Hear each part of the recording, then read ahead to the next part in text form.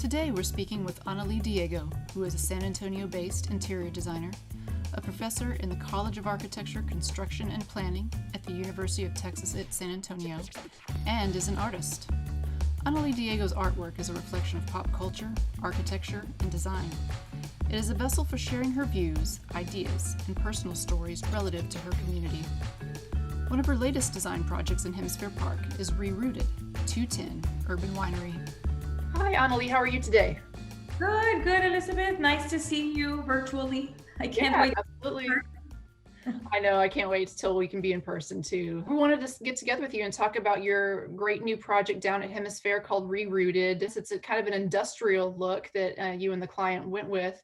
What were some kind of key takeaways that in those first initial meetings that signaled to you the direction that design would take? So I think the space really kind of spoke for itself, and it really lent itself perfectly for the aesthetic goal of Rerouted. So basically the rather simple materials palette, which is, as some of you already have seen, it is characterized by exposed concrete everywhere and mechanical systems. It really made it the perfect setting for us.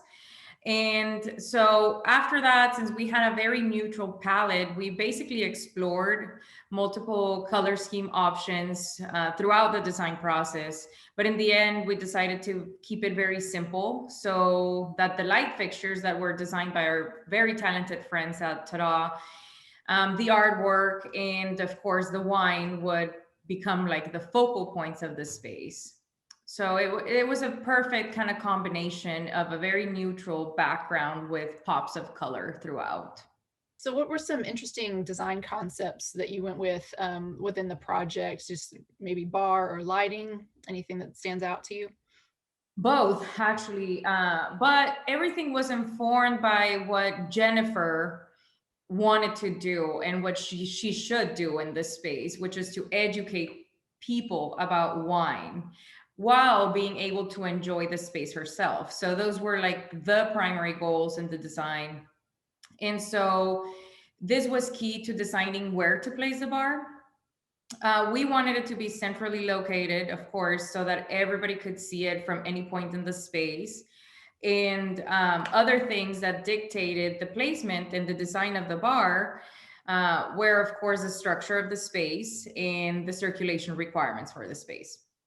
Regarding the lighting, we explored multiple ideas. One of them was to have this cool red grid in the ceiling so that we could have movable fixtures, because another goal of the space was to be able to be reconfigured depending on whether Jennifer would like to have events or whether it was going to be the regular setup for wine and dine, right? So we wanted, at the beginning, we thought we wanted flexibility in lighting, but at the end of the day, we went with the beautiful, I don't know if you've seen them, but the beautiful yellow chandeliers by Tada. Yes. And even though these fixtures are fixed, they're not movable, they're large enough that they can still provide the ambient lighting that we need for the space and still allow for flexibility in all the furniture. So we kind of hit two birds with one stone right there. And then the color is just one that goes perfectly with the kind of design direction and aesthetic direction that we wanted for the space. If our viewers haven't seen it yet, the light fixtures were done by an architecture firm named Tada, and they pretty much crafted it themselves, right? It was all by hand.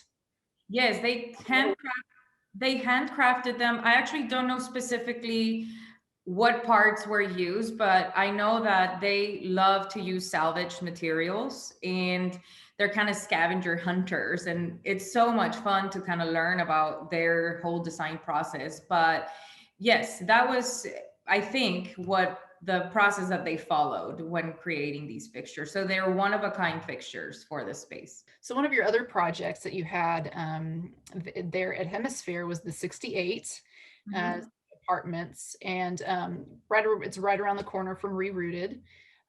What was it? Has it like being working at Hemisphere, and is there any sort of design elements that you wanted to tie together and be kind of consistent with the two?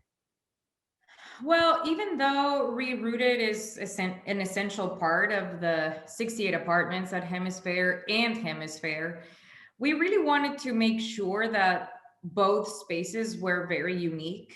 And so that basically each one of them would have their own identity.